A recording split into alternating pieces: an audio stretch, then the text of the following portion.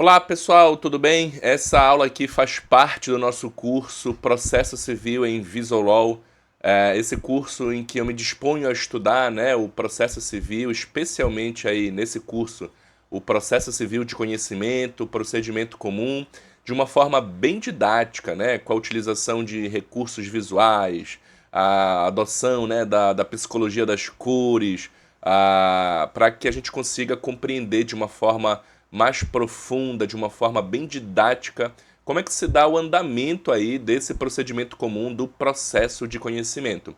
E nesta aula nós vamos estudar um momento muito importante, né, desse procedimento, que é a audiência de instrução e julgamento. Mas antes, deixa eu te situar aí, ó. Nós vimos que na fase do julgamento, conforme o estado do processo, o juiz pode já finalizar o processo ali.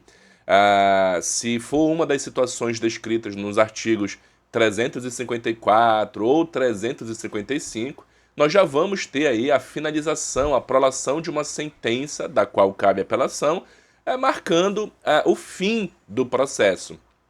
Mas nós também sabemos que pode ser que, chegado nesse momento, o juiz verifique que a causa ainda não está madura para um julgamento. Né? Por quê? Porque ainda existe a necessidade de produzir outras provas. Então, o juiz deverá aí fazer, conforme aparece na sua tela aí, nos termos do artigo 357, ele deverá fazer o quê? O saneamento e a organização do processo. Nós dissecamos aí, né, no que vai consistir exatamente essa decisão. O juiz ele vai fixar, né, os pontos controversos, vai delimitar quais são as questões de fato e de direito sobre as quais recairá, melhor dizendo, a atividade probatória, e aí então esse processo vai seguir. Então, pessoal, vamos seguir aqui com a nossa linha, né? Esse fluxograma que nós estamos montando juntos ali. Então veja, vai aparecer na sua tela aí, ó, feito o saneamento e a organização do processo, nós vamos seguir com a nossa viagem. Você viu aí, ó, o carrinho percorrendo aí, né, a sua trajetória, e aí então nós vamos chegar na realização da audiência de instrução e julgamento, que é o nosso tema da nossa aula aqui de hoje. Então, vamos fazer um pit stop aí nessa audiência de instrução e julgamento, que está prevista nos artigos 358 a 368, e vamos analisar de forma aprofundada, de forma detida, o que exatamente, como exatamente acontece essa audiência. Lembrando aqui, pessoal, ó, que esta audiência de instrução e julgamento, ela só vai acontecer quando houver necessidade de produção de provas orais. Ou seja, a gente precisa ouvir uma testemunha, a gente precisa, né, colher o depoimento pessoal das partes, do autor, do réu. Este é o objetivo principal da AIJ, da Audiência de Instrução e Julgamento, fazendo com que ela seja designada. Você vai ver comigo aqui na aula de hoje que outras coisas vão acontecer nessa audiência. Ela não vai ter apenas a instrução, né, a produção das provas orais. Já que está todo mundo ali, a gente vai fazer outras coisas, mas o objetivo principal da AIJ é a realização das provas orais. Só vai ter a AIJ se houver necessidade no processo de produzir essas provas orais. Ou seja, isso aqui já me traz uma conclusão importante. A AIJ não é um ato processual obrigatório no procedimento comum. É perfeitamente possível que nós tenhamos um processo civil de conhecimento que inicia, se desenvolve e termina sem que a AIJ aconteça. Então a AIJ não é um ato processual obrigatório que necessariamente vai acontecer em um processo. E é muito comum, é perfeitamente possível não ter, né? Porque ela só vai acontecer se houver a necessidade dessa produção de provas orais. E aqui, pessoal, é importante, né, nós relembrarmos o que a gente já falou ao longo desse curso, né, que então eu posso ter, olha só que legal, né, dentro de um processo de conhecimento, 3 audiências, né, em tese. Eu posso ter uma audiência de conciliação ou de mediação, aquela prevista lá no artigo 334 do CPC, cujo objetivo é tentar uma autocomposição. Eu posso ter também, eventualmente, uma audiência para a realização de um saneamento compartilhado, né? Ou seja, aquela situação em que a causa é complexa, né? E o juiz convida as partes, né, para juntamente, né, com ele, né, fazer o saneamento, definir aquelas situações, né, exigidas no artigo 357. Essa audiência, inclusive, ela é prevista no artigo 357, parágrafo 3º. E eu também posso ter uma AIJ, né, cujo propósito é a realização das provas orais. O objetivo principal é a realização das provas orais. Então, essas são as 3 audiências que a gente pode ter no procedimento comum do processo de conhecimento, né? Se você tiver sorte, né, na sua atuação, né, profissional, de pegar um procedimento completão, você vai ver ocorrendo essas 3 audiências e agora você consegue entender para que serve cada uma, né? Como você, advogado, advogada, deve agir, o que você pode fazer, como fiscalizar esses atos, né? Esse curso aqui te deu um apanhado geral do que cada audiência serve, né? Para que cada audiência serve e o que você tem que fazer, né? Como se comportar, o que fiscalizar. E nós chegamos ao momento dessa terceira audiência, que é a EJ, e na aula de hoje agora você vai entender como ela funciona. Bom, primeiramente, deixa eu só registrar para você uma coisa aí, né? Essa AIJ, se for necessária, quando houver necessidade de produção de provas orais, ela vai ser o quê? Ela vai ser designada, o juiz vai marcar ela. E a gente viu, pessoal, que esta designação acontece lá naquela decisão de saneamento, né? A gente viu lá que o artigo 357, inciso 5º, diz que na decisão de saneamento o juiz fará várias coisas e, se for o caso, designará a AIJ. Então é nesse momento aí do saneamento que ela é marcada, que ela é designada. Mas nós precisamos também saber, pessoal, o quê? Que uma vez designada a AIJ, por exemplo, designa a AIJ para o dia tal. Pode acontecer o quê? Dela ser eventualmente antecipada ou adiada. Existe essa possibilidade, né? O CPC não vai falar expressamente das hipóteses de antecipação. Ela vai ser antecipada quando? Ele não trata sobre isso. Mas a gente sabe que é uma possibilidade. Não é impossível que o juiz antecipe.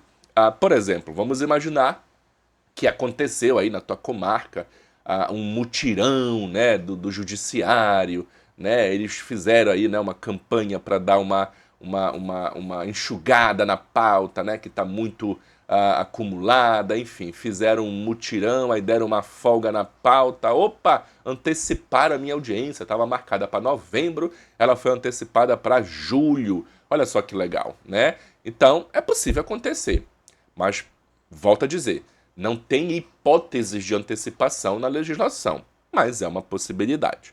O que nós vamos encontrar na lei são aquelas hipóteses de adiamento, ou seja, quando a IJ pode, né, ou deverá ser adiada, ou seja, jogada para frente, né, para o futuro.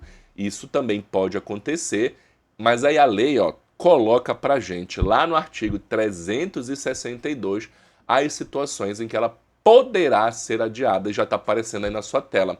O artigo 362 diz que a audiência poderá ser adiada, e aí ele coloca lá 3 incisos para a gente. Vamos lá ver? Inciso 1º, a audiência poderá ser adiada por convenção das partes. Ou seja, isso aqui nada mais é, pessoal, do que um exemplo de um negócio processual, né? Ou seja, as partes negociando aí uma mudança naquele procedimento, naquele fluxo do procedimento, né?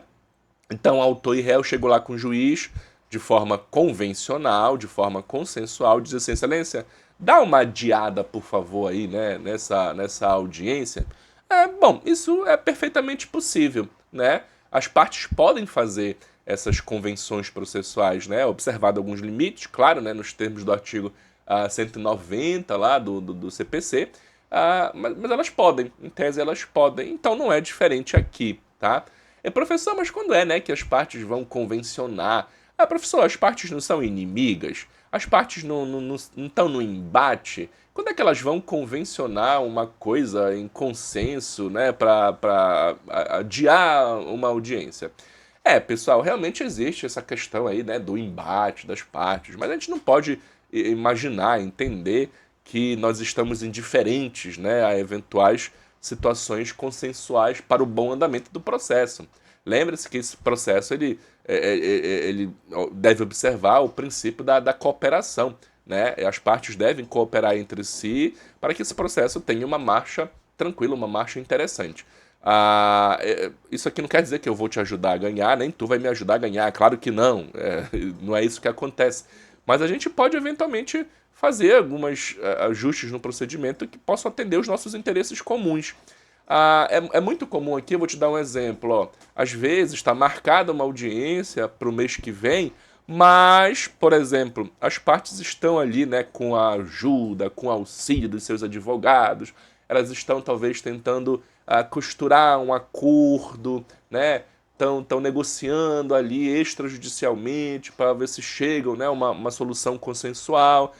Mas a audiência já é mês que vem, olha aí, vai ter que se deslocar, vai ter que, se for uma audiência presencial, né, vai ter que ouvir testemunha, vai ter que, ixi, um monte de coisa, né? Então, colega, bora fazer o seguinte, bora pedir então pro juiz pelo menos adiar essa audiência, aí a gente ganha um tempo para tentar, né, chegar a um acordo. Se chegar a um acordo, olha só que maravilha, todo mundo ganha, né? Aí se não chegar a um acordo, a gente vai para a audiência mesmo na nova data que vai ser, né, definida.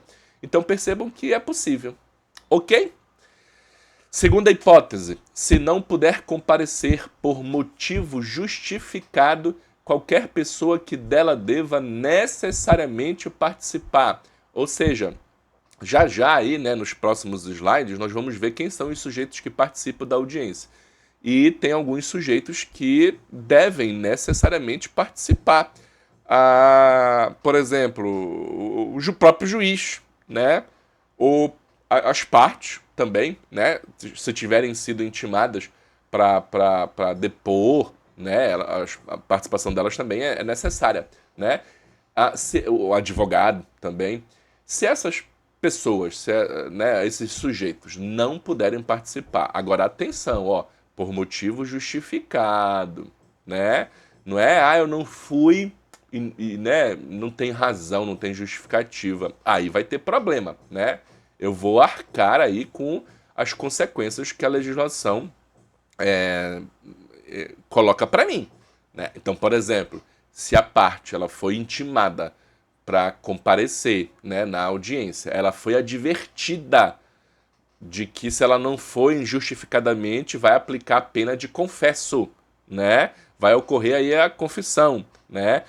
Se ela não vai e não justifica, não há um motivo justificado para isso, ela vai sofrer essas consequências, vai aplicar a ela a pena de confesso, né? Agora, se eu justificar, excelência, olha, eu não vou poder comparecer porque eu fui acometido, né, de uma doença, eu estou, né, com Covid, enfim, né? Aí eu posso justificar e essa audiência poderá ser adiada, tá? Lembrando aí, ó, nos termos do parágrafo 1º, que esse impedimento deverá ser comprovado até a abertura da audiência. E não sendo, o juiz vai conduzir, então, registrando a ausência injustificada daquela pessoa. Então, esse impedimento, né, essa impossibilidade de comparecer, nos termos do inciso 2º, tem que ser feita até a abertura da audiência, tá?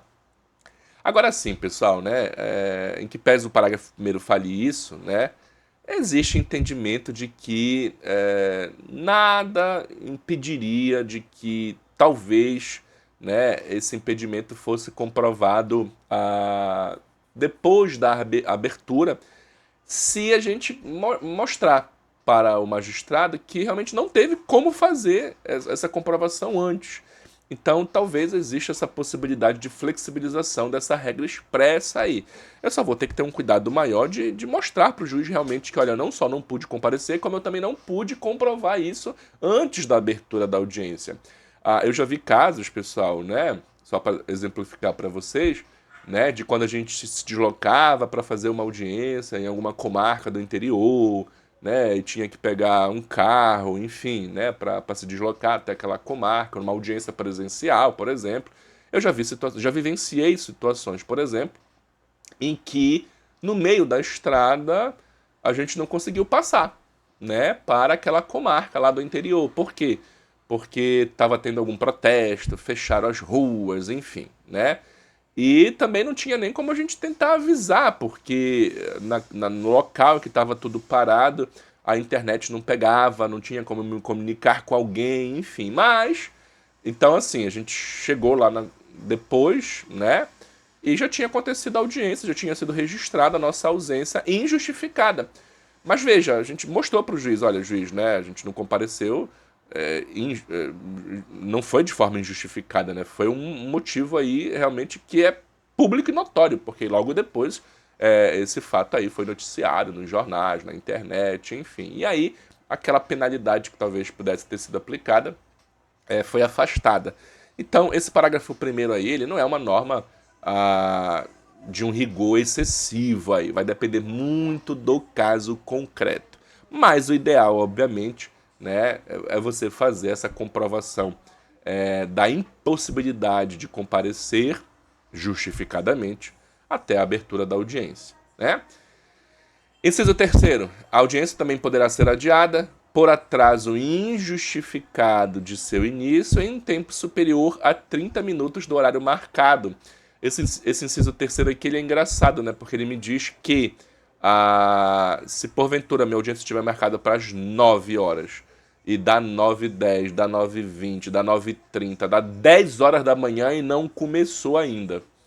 Se esse atraso for injustificado, eu, advogado, advogada, poderia pedir aí então um adiamento. Esse inciso terceiro é para evitar, né, pessoal, certamente aqueles comportamentos aí que podem existir em alguns juízos, né, de desrespeito realmente, né, aos demais profissionais que vão participar da audiência, as partes, né, as advogadas, enfim, que não podem ficar ali esperando a manhã toda a audiência acontecer, né?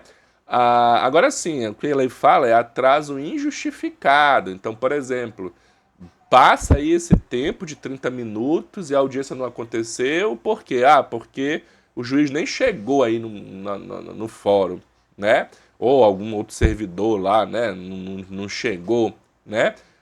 Ou então porque a gente ficou sabendo que os servidores estão lá dentro. Ó, veja bem, pelo amor de Deus, né? Não estou dizendo que isso aqui é uma prática comum, mas uma possibilidade aí, enfim, né? Estão lá numa festinha, não começou? Pera lá, né? Obviamente, um comportamento desse não pode ser admitido, né? Então, nessa situação, nós poderíamos pedir aí o adiamento. Entende-se que, se porventura a minha audiência está atrasada, mais de 30 minutos, mas o juízo está fazendo outras audiências que antecedem a minha, então aconteceu aí talvez, né, uma sobreposição da pauta, as audiências acabaram se acumulando. Algumas pessoas entendem que isso não seria um atraso injustificado. Por quê? Porque o juiz, os servidores estão ali trabalhando, mas acabou que uma audiência durou mais do que o necessário, né? É por isso, inclusive, pessoal, que se defende a ideia de que a pauta da audiência deve ser organizada de modo a observar um intervalo razoável entre o início de uma audiência e o início da outra, para que não haja essa sobreposição, né? Às vezes a gente vê aí algumas audiências sendo marcadas com intervalo de 10 minutos. Mas espera lá, uma audiência de instrução não vai durar só 10 minutos, né? E aí acaba que vai acumulando e aquelas pessoas que estão com uma audiência marcada para 10, 11 horas, às vezes vão sair, sabe-se lá que horas do fórum, né? Então, por isso que tem que ter aí né, essa preocupação na hora de marcar essa pauta, ok? Bom, mas essas são as hipóteses, então, em que a audiência pode ser adiada. Entende-se que esse rol aí seria meramente exemplificativo. Pode acontecer outras situações também em que uma audiência poderia ser adiada, além dessas situações que estão aí, tá? Por exemplo, se eventualmente acontecer uma calamidade pública, né? O fórum desabou, foi alagado, teve uma enchente muito grande, ou então como aconteceu na época do Covid, né? Muitas audiências também foram adiadas, né? Ainda que não por uma razão prevista expressamente aí no artigo 362. Então, entende-se que esse rol aí, ele é meramente exemplificativo, outras situações poderiam justificar o adiamento.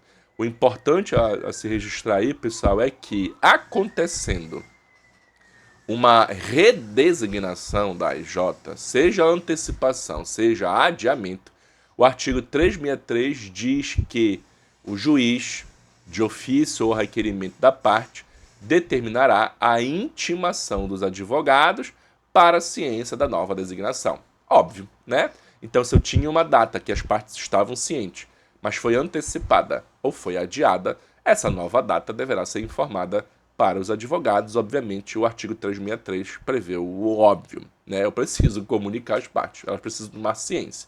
Isso daí talvez, acho que nem precisaria estar expresso, mas né, também não prejudica, né? Perceba que aí nesse artigo 363 é que nós temos aí uma referência à antecipação, ainda que não haja né, um artigo como o 362 que trata de adiamento. Nós não temos um artigo específico da antecipação, mas aqui o 363 faz referência a essa palavra antecipação. Então veja que é possível sim, ok? Bom, então vamos agora começar a entender a dinâmica dessa AIJ, o que acontece nela e como as coisas acontecem. Essa aula então vai ser muito importante para que você possa entender como participar de uma IJ, né? Se você vai ser advogado do autor, advogada do réu, né? Veja, você precisa entender, e esse é o objetivo da aula a partir de agora, né? Bom, apareceu na sua tela aí agora uma simulação, né? Um desenho aí de uma sala, de uma audiência. Claro que nem sempre é assim que a disposição né, das mesas acontece, então a gente vai usar aqui um padrão como normalmente a gente vê, tá?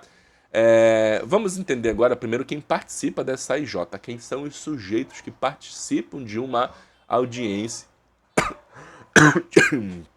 perdão, de instrução e julgamento. Bom, a primeira pessoa que vai participar da IJ é o juiz, né? E já aparece aí na sua tela ali, né? Normalmente senta ali no centro, né? Daquela mesa. E o juiz, ele tem um papel muito importante, né? A lei coloca algumas observações, né? Pro trabalho do juiz. O artigo 360 do CPC, ele diz, ó, que o juiz exerce o poder de polícia incumbindo-lhe, e aí coloca lá, né, 5 né, deveres e poderes também, eu diria, né, um poder-dever que o magistrado tem na condução dessa AIJ. Manter a ordem e o decoro na audiência, então ele tem lá né, o poder de polícia incumbindo-lhe manter a ordem, fazer com que tudo aconteça de forma tranquila, como desdobramento desse poder-dever, ele pode ordenar que se retirem da sala de audiências que se comportarem de forma inconveniente, né? Ele pode requisitar, se for necessário, força policial. Então, se for uma audiência que os acontecimentos extrapolam né, o comum, né? Olha só, misericórdia, né? Uma audiência que talvez se faça necessário a requisitar força policial. Eu nunca participei de uma IJ dessa. Eu não sei se eu gostaria não, tá? Inciso 4, ele também já é um dever aqui, né? Um dever de tratar com urbanidade as partes, né? Os advogados, os membros do MP, Defensoria Pública, qualquer pessoa que participe do processo. Então, o juiz ele realmente tem esse dever aí, né? De tratar todo mundo com respeito. E registrar em ata, com exatidão, todos os requerimentos apresentados em audiência. Então, tudo que acontecer aí, né, numa audiência, o juiz, obviamente, tem esse dever também de fazer constar em ata tudo o que acontecer, né? Todos os requerimentos que forem apresentados, né? Porque às vezes pode acontecer isso, né, pessoal, da gente fazer algum requerimento, algum pedido, né? Ou então formular alguma pergunta para parte, para testemunha, o juiz indeferir. Ok, mas então pelo menos registra em ata aí, né? Porque isso, sei lá, pode ser discutido futuramente, ó, uma eventual alegação de cerceamento de defesa, enfim, né? Então a gente também pode requerer isso daí, ok? Bom, quem mais participa dessa AIJ aí? Ó, ao lado do juiz vai aparecer aí o membro do MP também, né? O promotor, a promotora, se for o caso de intervenção do MP. Nem sempre o MP, né, precisa intervir em uns processos, mas em algumas situações a sua participação é obrigatória. Aquelas causas que envolvem, por exemplo, interesse de incapaz, né? Então aí o MP normalmente ele senta aí, né, à direita do juiz. E também a participação do escrivão, né? O artigo 152 do CPC ele diz, ó, incumbe ao escrivão ou ao chefe de secretaria comparecer às audiências, né? Então ele tem que estar lá para poder registrar. É ele que é responsável por registrar a ata, enfim. Não podendo fazê-lo, designar alguém para substituí-lo, né? E é o que normalmente a gente vê na prática também. Professor, mas olha, eu fui participar de uma audiência, quem estava lá, né, registrando tudo é o estagiário, né? É verdade, às vezes acontece isso, né? E a lei prevê que, em regra, é o escrivão, mas ele pode, né, designar algum servidor para substituí-lo, tá bom? Bom, quem mais participa aí da IJ? Opa, olha aí, as partes, né? Acompanhadas de seus advogados. Então apareceu aí na sua tela, ó, a autora junto com a sua advogada. E percebam, ó, que classicamente essa é a posição que as partes ocupam na sala de audiência, na mesa, né? Vejam que a autora, né, e a sua advogada estão sentadas à direita do juiz. Para quem está olhando aqui para o slide, é como se fosse à esquerda, né? Mas, se você perceber, estão à direita do juiz, né? E, na outro lado, né, à esquerda do juiz, o réu e seu advogado. Essa é classicamente a disposição das partes na sala de audiências, tá bom? Oficial de justiça, em tese também, pode participar da IJ, né? O artigo 154 até diz que uma das funções do oficial de justiça é auxiliar o juiz na manutenção da ordem, então talvez possa eventualmente participar. As testemunhas também são sujeitos muito importantes. A prova testemunhal é uma prova, muitas das vezes, né, produzida na IJ, é uma prova oral, então as testemunhas também podem se fazer presentes. E, mais raramente, mas não impossível, o perito também, né? O perito também pode participar da AIJ. Bom, vamos ver aqui agora então a dinâmica de como acontece, né, a AIJ, né? Percebam que agora aqui já saíram da sala, né? Estão lá fora da sala as partes, os seus advogados, né? E o artigo 358 é o primeiro artigo da AIJ e diz: no dia e hora designados, o juiz declarará aberta a audiência de instrução e julgamento e mandará apregoar as partes e os respectivos advogados, bem como outras pessoas que dela devam participar.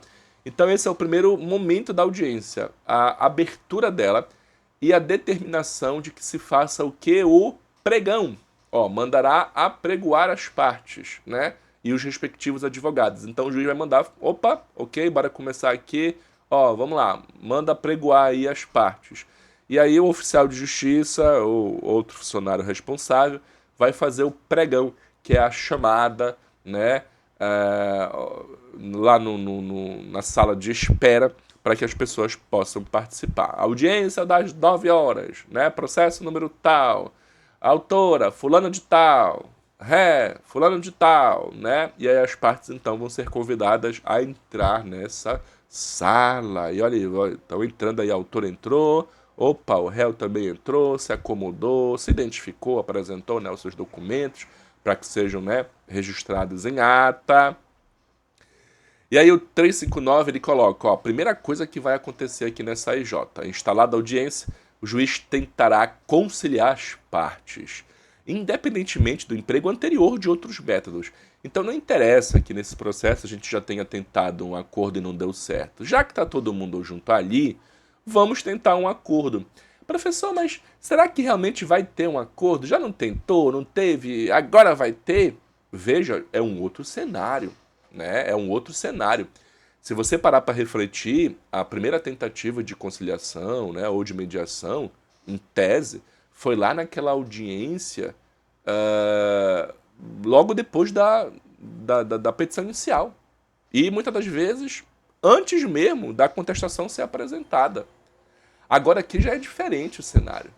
Aqui todo mundo já falou o que tinha para falar, né? Já tivemos até mesmo uma réplica. Então pode ser que o advogado, a advogada perceba que o cenário talvez não esteja muito favorável. Ah, então vamos fazer uma proposta de acordo ou vamos aceitar aquela proposta que talvez esteja sendo feita para a gente. Então muita água já rolou aqui, então pode ser que, né, as estratégias se mostram diferentes agora. Então vamos tentar, né? Se tiver acordo, maravilha, o juiz homologa, a audiência acaba ali. Se não tiver acordo, essa audiência então ela vai para a fase instrutória, né? Então, não havendo acordo, essa audiência vai seguir para a fase instrutória, que é a fase mais importante dessa AIJ, que inclusive foi o que justificou ela ser marcada, ela ser designada, né? E aí, ó, o artigo 361 ele diz que as provas orais serão produzidas na audiência, ouvindo-se nesta ordem, preferencialmente. Então a instrução ela vai se perfazer com a produção, ó, das provas orais, preferencialmente nessa ordem. Então existe uma ordem em tese de como as coisas vão acontecer nesse momento principal da IJ, tá? Mas percebam que a lei diz, ó, preferencialmente. Então, eu posso ter uma modificação nessa ordem? Posso, não é impossível. O juiz poderia alterar. Vejam que eu já até coloquei uma setinha vermelha ali do lado, né? Em tese, vai começar o quê? Ó, com o perito.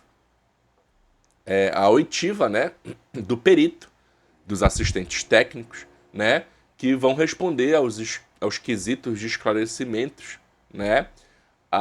Então vão tirar as dúvidas. Professor, mas eu tô achando estranho, né? Um perito aí, né, nessa IJ. Pessoal, não é muito comum mesmo, não. Porque normalmente os peritos fazem o quê? O seu laudo pericial, apresentam de forma escrita, eventuais esclarecimentos as partes fazem por escrito, e aí o perito responde, né? Por escrito mesmo. Normalmente é assim que acontece, mas existe a possibilidade, não esqueça disso, de você insistir nos esclarecimentos orais. Porque às vezes é até melhor, né? A gente ouvir o perito explicando oralmente, né? Na AIJ, né? Então, por mais que isso não seja muito comum, existe essa possibilidade. Então, se no seu processo foi feita uma prova pericial, foi apresentado um laudo, você até fez alguns pedidos de esclarecimentos, mas talvez esteja meio nebuloso, não esteja muito claro, você parte, ou o próprio juiz, de ofício, ele pode determinar que o perito compareça à IJ para esclarecimentos, né, orais. Em tese, nos termos do artigo 361, a audiência vai começar, se for o caso, primeiramente com a oitiva do perito, com os esclarecimentos do perito, tá? Mas como a gente viu aqui, ó, essa ordem é preferencial. Excelência, pela ordem, podemos começar aqui com a oitiva das testemunhas? Porque, olha, tem algumas testemunhas que estão aí fora, né, esperando, né, são pessoas idosas, talvez, uma testemunha grávida, gestante, que não pode ficar muito tempo esperando, sentada, babá, enfim. Vejam, talvez seja uma justificativa que faça com que o juiz altere, né, essa ordem. Então, existe essa possibilidade, ok? Então, olha lá a setinha apontando aí, né? Peritos, assistentes técnicos vão fazer aí, vão responder, né, aos quesitos, né? O perito, então, portanto, aí vai ser convocado, né, a entrar na sala. No nosso caso aqui, uma perita, né, aparentemente. Ela vai responder as perguntas que vão ser formuladas. Depois, ok, muito obrigado, perita, tchau, né? E aí a gente segue pro próximo momento, que é o quê? A oitiva, né, do autor e, em seguida, do réu.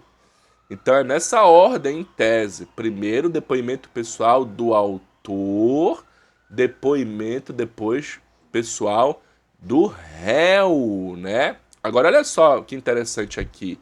O artigo 385, que está um pouco mais à frente desse, né?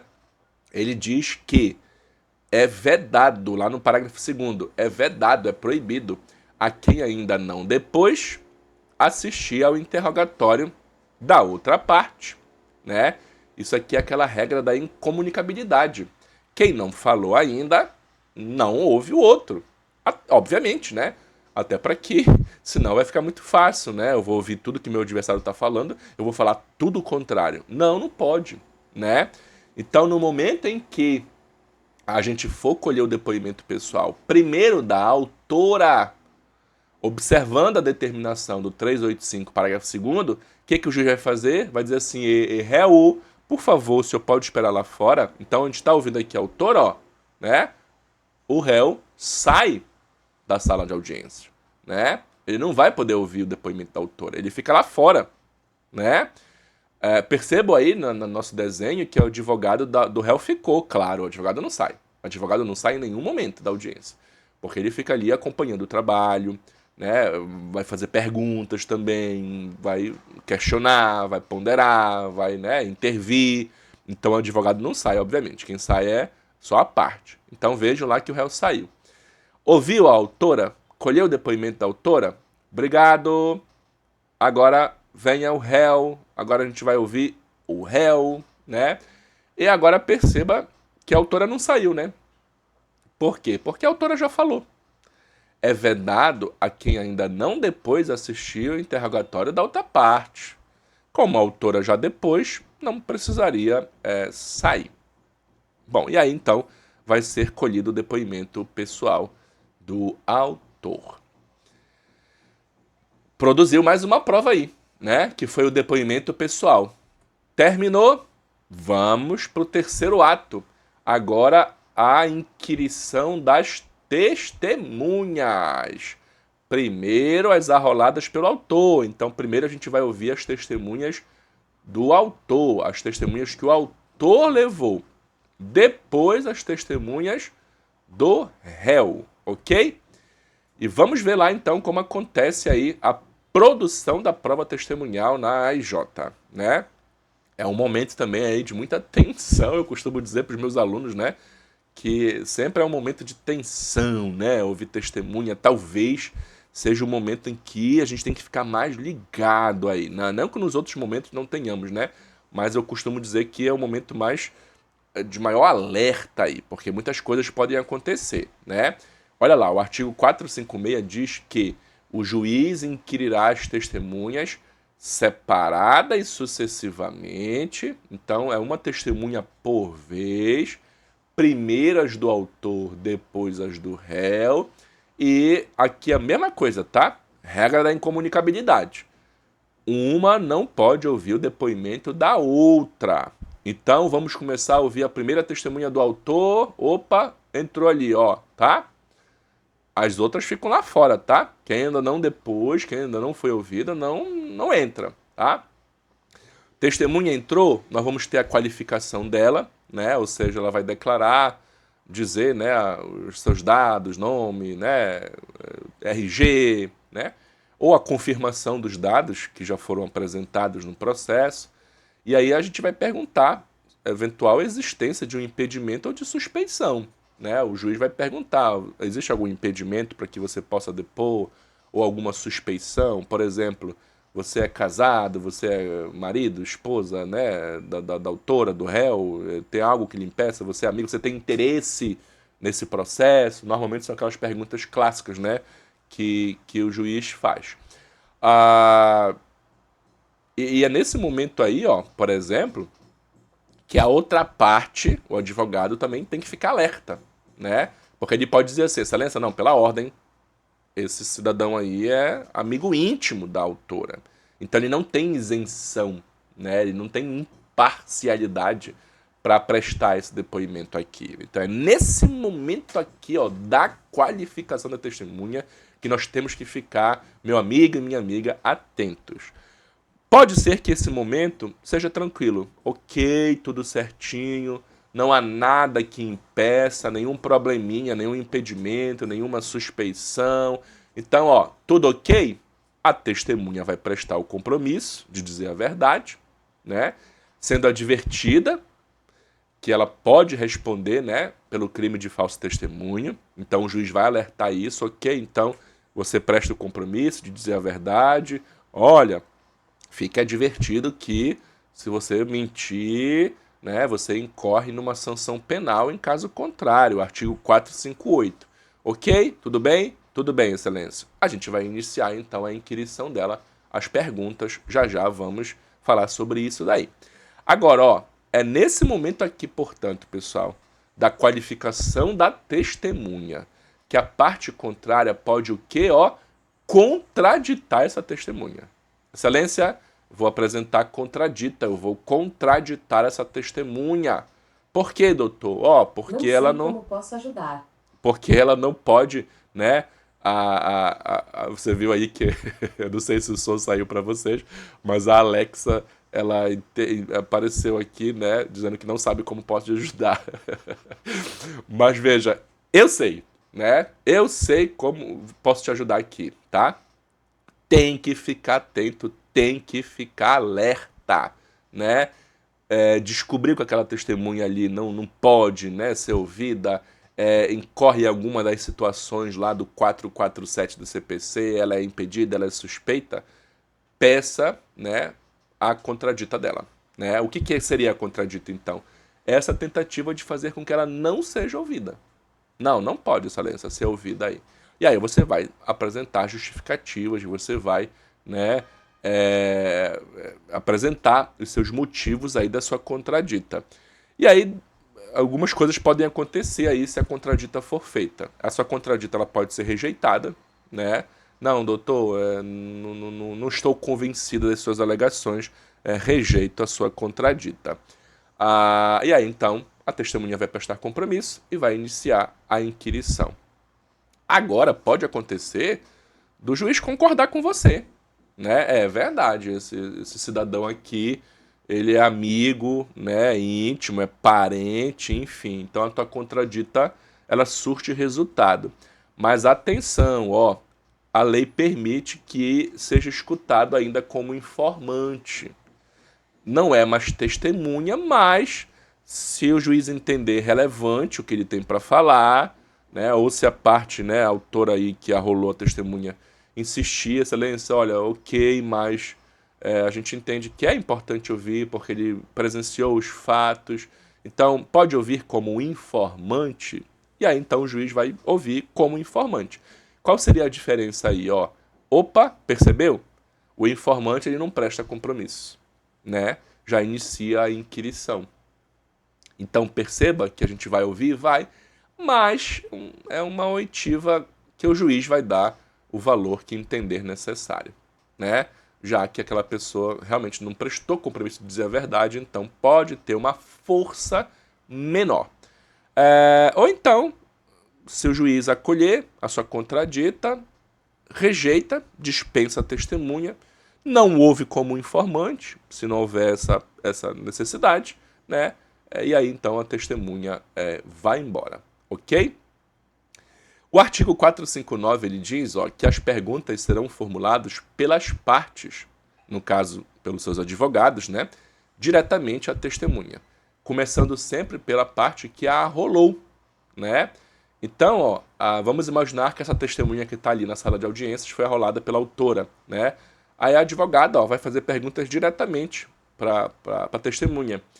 Antigamente nós tínhamos o costume o quê, né, de perguntar para o juiz e o juiz replicar a pergunta, né? Acabou um pouco com essa formalidade, né? Então as partes podem diretamente perguntar, mas o juiz fica atento ali, né?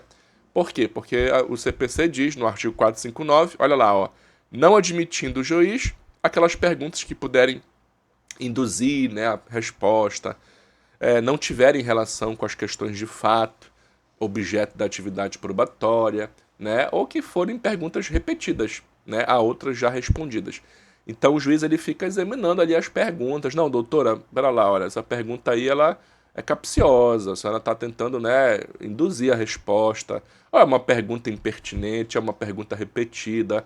Então o juiz ele pode indeferir, parar eventuais perguntas aí que não forem relevantes, tá bom? Então quem começa perguntando é a parte que arrolou a testemunha. Mas depois que encerrou, excelência, estou satisfeita, né? O advogado da outra parte também pode perguntar, obviamente, e sem prejuízo, claro, do juiz também perguntar, do membro do MP também perguntar, ok? Então, juiz, MP, eles podem, obviamente, perguntar, ok?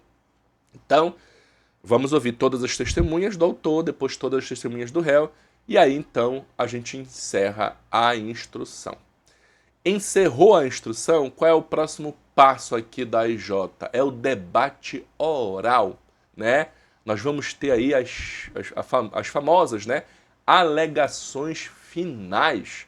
É o último momento que os advogados vão ter para falar nesse processo. E, em regra, ó, é na AIJ, é oralmente, né?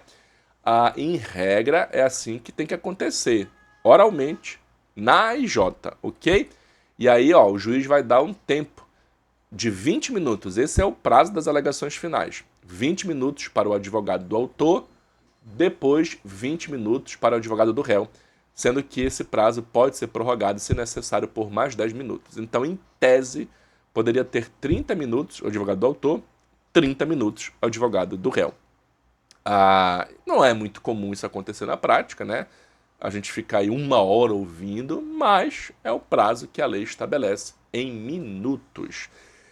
A lei prevê que, se for uma situação de litisconsórcio, ou seja, mais de um autor ou mais de um réu, a gente pega o prazo total, ou seja, 30 minutos, e divide entre todos. Então, se, por exemplo, tivessem 2 autores, seria 15 minutos para cada, né? Pega o prazo total, 30 minutos, e divide igualmente, sem prejuízo aí, né? A lei permite, das partes convencionarem de outra forma, né? Então as partes ali podem, não, doutor, pode falar só o senhor, fale o tempo todo o senhor aí, pode falar, né? Ou não, tá, o senhor vai falar 10 minutos, eu falo 20. As partes podem convencionar de forma diferente, tá bom?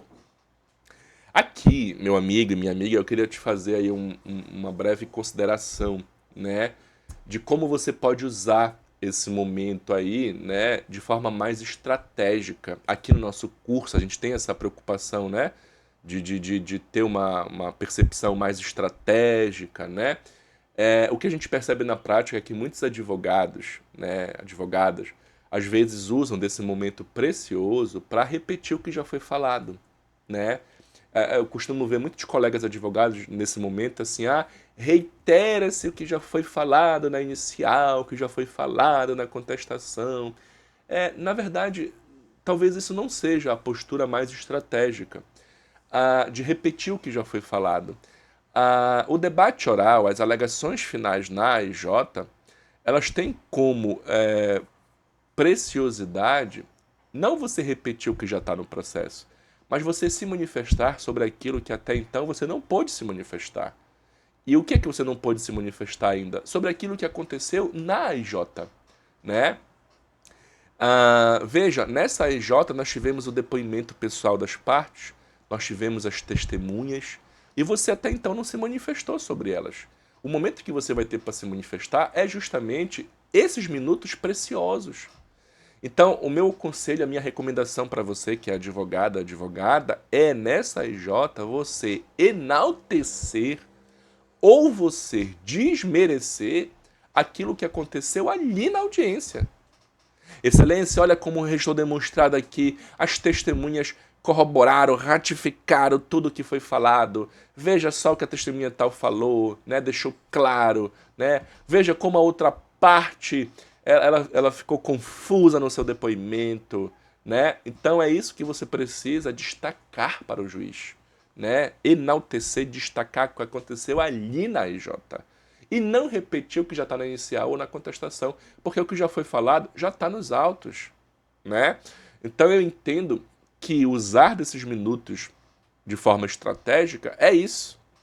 É você destacar aquilo que aconteceu na audiência que seja importante para você, que você quer que o juiz abra os olhos ali. Ok? Bom, depois das alegações finais do autor do réu, também se confere o prazo para o MP, se for o caso, né? Se o MP estiver ali participando, ele também terá essa oportunidade. Agora, pessoal, ó, a verdade é que normalmente as coisas acontecem numa outra dinâmica, A lei permite o quê? Que, encerrada a instrução, ou seja, depois de produzir as provas, as testemunhas, né, as partes, o que o juiz faz? Isso, com permissivo da lei, o que o juiz faz? Ele encerra a audiência. Ou seja, ele não faz o debate oral. A lei permite isso. E é o que muitos juízes fazem, para não ter que ficar ainda ouvindo as partes, etc, etc, etc. Né?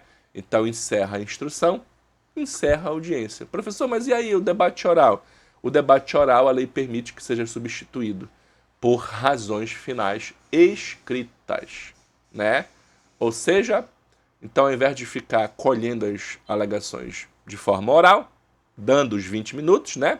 O que o juiz faz? Ele vai dar um prazo de 15 dias, primeiro para o autor, depois prazo sucessivo de 15 dias para o réu, para que eles possam, né, apresentar as suas razões finais escritas. É o que normalmente acontece, né? Vejam aí, meu amigo, minha amiga que está assistindo essa aula, esse prazo é sucessivo. Cuidado, ok? Não é um prazo concomitante ao mesmo tempo, 15 dias ao mesmo tempo para o autor, depois para o réu. Não. É prazo 15 dias sucessivos. Primeiro para o autor, depois para o réu. E aí, se for o caso do MP também apresentar a sua manifestação, o MP apresentaria depois. Então, normalmente é isso o que acontece. Bom, isso é o que acontece na IJ. O que pode acontecer, né? Encerrada a audiência de instrução e julgamento, abriria um prazo, então, para que o juiz pudesse, né, decidir. Por isso que a IJ é audiência de instrução e julgamento. Então, depois, encerrado tudo o que tiver que acontecer, encerrados os debates orais, então, na audiência ou no prazo de 30 dias, por quê? Porque a gente viu aí, ó, que pode ser que os debates orais não aconteçam na IJ. Sejam 15 dias para o autor, 15 dias para o réu, depois para o MP, e aí então o juiz teria, em tese, 30 dias para fazer o quê? Para proferir a sentença, né? E aí a sentença marca. Olha lá que interessante, olha lá que emoção, pessoal. Você que está comigo aqui desde o início desse curso, a gente está juntos acompanhando a trajetória, né, do carrinho aí, né, percorrendo essa viagem, né? Chegamos ao final, a bandeirada final, a linha de chegada, que é a sentença sendo proferida. Veja muito bem, essa sentença pode ser proferida na audiência ou, se o juiz não tiver feito tudo na audiência, ele poderia então encerrar a audiência e aí então proferiria a sentença no prazo de 30 dias. E aí então a gente vai estudar na próxima aula a sentença, ok? Então, é isso. Espero que você tenha gostado dessa aula, que ela tenha sido útil para você, você tenha entendido a dinâmica, né, da IJ, tudo que pode acontecer, tudo que, né, você tem que ficar atento estrategicamente, né, se portar nessa IJ, e aí a gente vai estudar agora a linha de chegada na próxima aula.